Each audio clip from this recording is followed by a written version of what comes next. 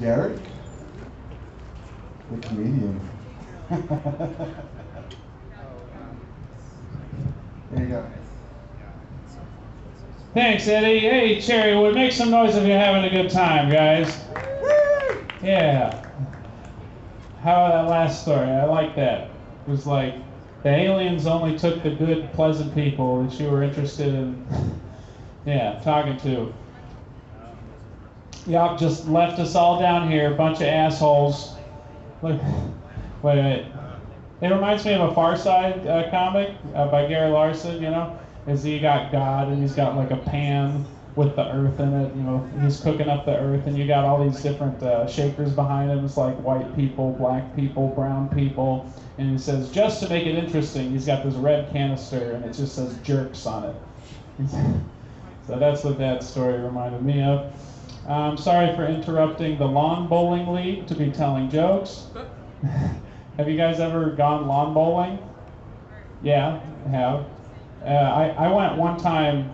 I was in Santa Barbara, and it was fun. It was a nice, diverting afternoon activity. But they wanted me to come back with the same energy as a church choir that you accidentally stumble into, and so I felt like, or sort of like, you know, if you go to a meeting of the local chamber music society and they're just so jazzed that you're into classical music. I've been listening to the classical station quite a bit lately. 89.5 KMFA. I call it K motherfucking Amadeus, yo. I love it. There's this one announcer, Brian Williams. He has this like really, really silky smooth, nasally. It's a weird combination. He's got this really smooth voice, and sometimes I wish it was different. Because when I used to live in Los Angeles, KUSC, the station over there, they have this one announcer who I used to get really annoyed with because he talked with this affected accent, and but eventually I started to get to like really like the cadence of his voice, and I'd fall asleep listening to him, which is like maybe some of the weirdest Stockholm syndrome ever. But I'm not sure if I'm into Brian Williams.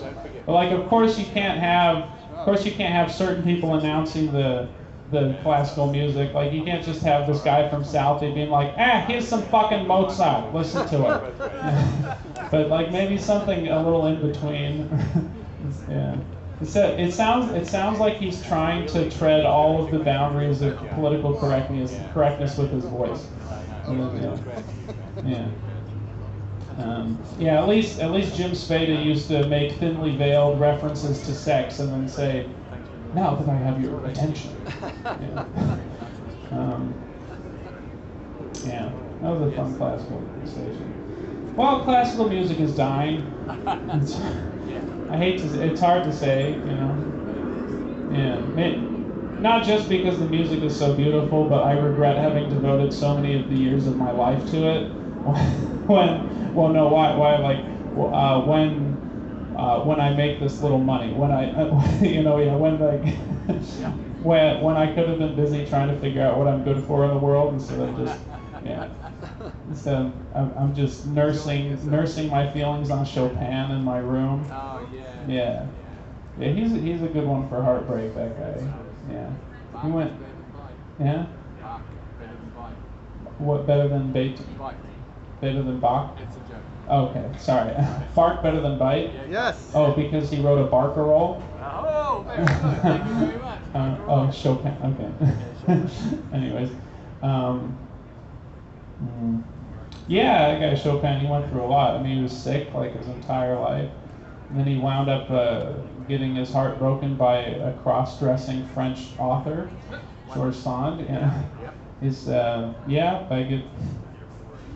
That's interesting. I had a music theory professor in college who was really into Chopin, and she talked a lot about his life, and I couldn't help but notice odd parallels between her life and right. Well, like that her so Georges Sand was like 10 years older than Chopin.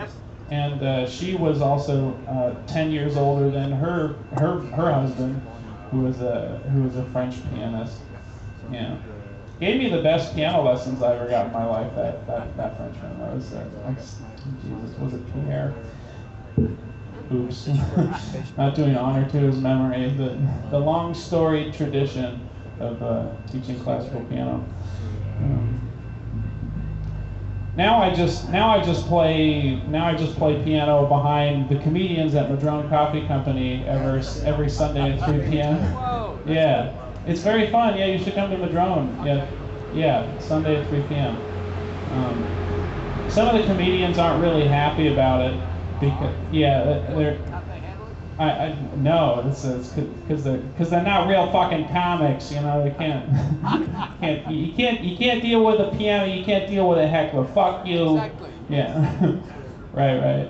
But I try and punch up the jokes and stuff. But I think we're finding the right crop.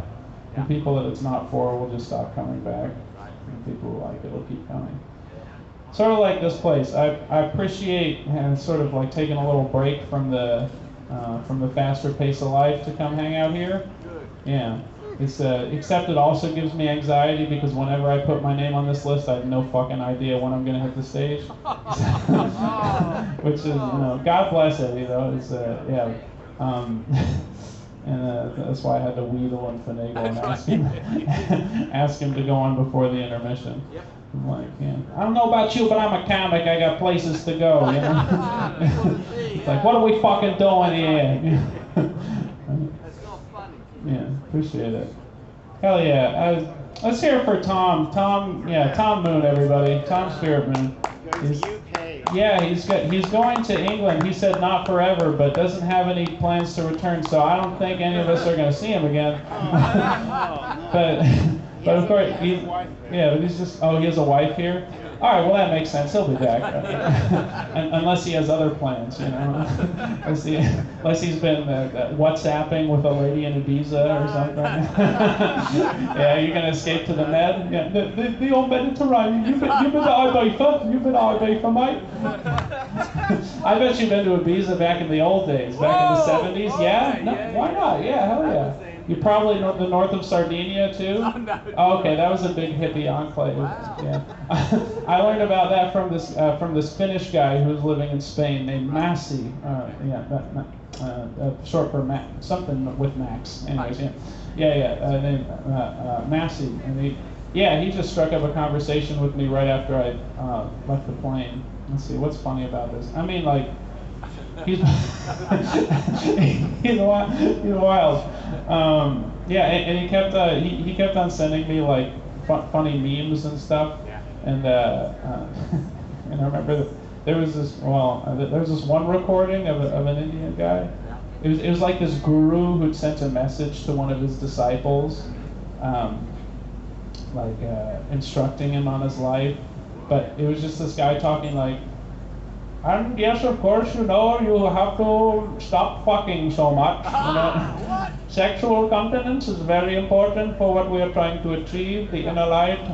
So stop putting your dick in so many people.